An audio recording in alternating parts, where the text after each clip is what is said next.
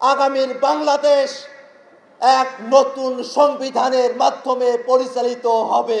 জুলাই বিপ্লবের মধ্য দিয়ে গড়ে ওঠা নতুন দল জাতীয় নাগরিক পার্টি সেকেন্ড রিপাবলিকের ঘোষণা দিয়ে মানিক মিয়া এভিনিউতে শুক্রবার আত্মপ্রকাশ করেছে। ক্ষমতা না জনতা, জনতা জনতা, ইয়াপোস না সংগ্রাম, সংগ্রাম সংগ্রাম, দালালি না রাজপথ, রাজপথ রাজপথ। জুলাইয়ের আকাঙ্ক্ষাকে ধারণ করে হাজার বছরের ঐতিহাসিক পরিক্রমায় বঙ্গীয় বদ্বীপের জনগোষ্ঠী হিসেবে এক সমৃদ্ধ ও স্বকীয় সংস্কৃতি নিয়ে দলের ঘোষণাপত্র পাঠ করেন এনসিপির আহ্বায়ক নাহিদ ইসলাম।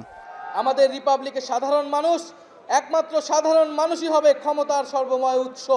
স্বাধীনতা পরবর্তী সময়ে মানুষের রাজনৈতিক আকাঙ্ক্ষা কতটুকু বাস্তবায়ন হয়েছে তা নিয়ে সাধারণ মানুষের মাঝে আছে মতভেদ। তাই এত দলের ভিড়ে তরুণ শিক্ষার্থীদের হাতে গড়ে ওঠা দল নিয়ে জনমানুষের প্রতিক্রিয়া শ্রেণীর ভেদ ঠেলে পূর্বের অপরাজনীতি থেকে শিক্ষা নিয়ে কাজ করলেই রাজনীতিতে গ্রহণযোগ্য হয়ে উঠবে তরুণরা। দুর্নীতি বন্ধ করতে হবে, তাদেরকে সৎ থাকতে হবে। হ্যাঁ, মানুষ তাদের কাছে এটাই আশা করতেছে যে তারা অনেস্ট থাকবে। ওরা যদি টাকা পয়সা না খায়, সিনিয়র কথা যদি না শুনে, যদি দেশপ্রেমিক হয় এবং দেশের প্রতি যদি ভালোবাসা থাকে, যেভাবে ওরা দেশটা স্বাধীন করছে, ওদের পিছনে আরো মানুষ নামছে। আমাকে ছেলেমেয়েরা যদি ভালো করে তাইলে সে আমরা মনে করুন যে ভালো চলতেছে, পরিশ্রম করে চারটা ডাল ভাত খাইতেছে বা শান্তি মতো চলতেছে। আর দেখি যে লুটপাট মারামারি, এখানে একটা কাজ করতে যাবো, এখানে যায় চাঁদাবাজি করবো, তাইলে কি হইব? ভালো লোক আছে, এদের নিতে হবে, এদের নেওয়ার পরে তো আস্তে আস্তে কাজগুলো হবে। আর সবচেয়ে বড় কথা হলো সিস্টেমটা পরিবর্তন করতে হবে। মানুষের দৈনন্দিন জীবনকে প্রাধান্য দিয়ে রাজনৈতিক কর্মসূচি না করতে পারলে নতুন এ দলের ভবিষ্যৎ নিয়েও আশঙ্কা আছে সাধারণ মানুষের। শুধু তারা তাদের নিজেদের চিন্তা না করে সাধারণ জনগণের কথা যেন ভাবে। সাধারণ জনগণ কিভাবে দুটো জিনিস একটু কম দামে কিনতে পারবে, খাইতে পারবে, তাদের আয় অনুযায়ী তারা কিভাবে চলতে পারবে।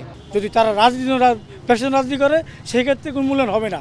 আর দেশের জন্য রাজনীতি করে, যেই উদ্দেশ্য নিয়ে আইছে সে যদি কাজ করে অবশ্যই ভালো কিছু হবে। যদি মনে করেন আগের সরকারের মতো এখন যদি মনে করেন তারাও পথ পেয়ে যদি এটা মনে করেন মানে আগের মতোই করে, তাহলে তো তারা তো সবল হবে না। They don't know how to run a political party. So এই জিনিসটা হচ্ছে তাদেরকে অনেক বেশি সাফার করাবে। শিক্ষার্থীদের রাজনৈতিক দল নিয়ে এই রাজনৈতিক বিশ্লেষক বলছেন, নতুন দলটিতে নানামুখী মতাদর্শের সম্মিলন থাকলেও সেটি দলের অভ্যন্তরে কার্যকর করতে না পারলে হুমকিতে পড়বে দলটির ভবিষ্যৎ। সামগ্রিকভাবে এই সকল চিন্তাকে এক জায়গায় আনাকে, যেটাকে আমরা মেল্টিং পট বলি, এই মেল্টিং পট আসলে কতটুকু কাজ করবে, নাকি কিছুদিন পরে তারাই বিভিন্ন মতাদর্শের জায়গায় বিভক্তি তৈরি হয়ে যাবে।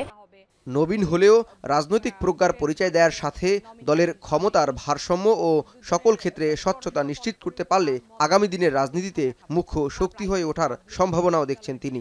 যে প্রক্রিয়ার মধ্য দিয়ে রাজনৈতিক কর্মসূচি শুরু করবে সেই প্রক্রিয়াটি খুব স্বচ্ছ এবং সমতার ভিত্তিতে হয়। দলটি কতটা ম্যাচুরিটির সাথে এই প্রত্যেকটা বাধাকে অতিক্রম করতে পারবে বা চ্যালেঞ্জগুলো মুখোমুখি হতে পারবে। যত চ্যালেঞ্জ আসবেই।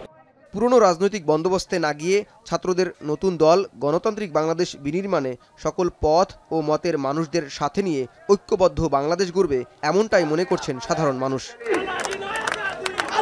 জাওয়াদ মাহমুদ, এখন, ঢাকা। শাইনি চুলে এখন হবে সব হেয়ার স্টাইল। সিল্কোর দ্বিগুণ শাইনি চুল প্রতিদিন।